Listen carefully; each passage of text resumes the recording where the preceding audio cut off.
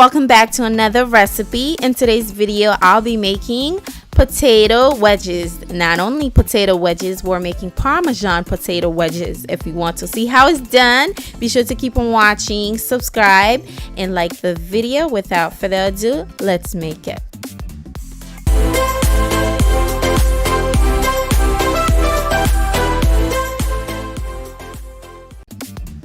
We're going to start with one potato. Make sure you scrub it while you're washing it.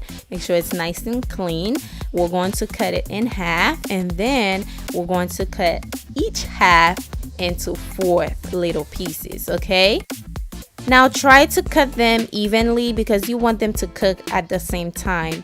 Now in a bowl, I am going to add the potatoes in there and then add a little bit of oil. Next, I'll be seasoning it with some cayenne pepper, paprika. Now the cayenne pepper is optional because it's spicy. And then I'll be adding a little bit of ground black pepper with a little bit of oregano. I am going to add salad dressing and seasoning mix. It's a ranch dressing. Just add that in there and mix it all up together until everything is well combined.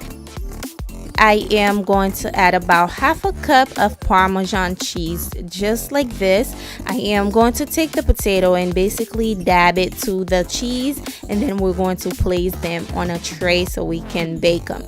Now when you placing them on the tray, make sure they're nice and sitting on their bottom so they don't, get soggy if you lay them down. So this is how I place them. We're going to bake them for 30 minutes on 400. Once they're done, this is what you have: a very nice, crispy, delicious potato wedges. I really hope you guys enjoy the recipe. Be sure to give it a thumbs up. And you guys, I want to know what type of video you guys want me to make on Sunday, so please leave all your suggestions down below. Don't forget to subscribe, and I will see you guys on my next video. Bye.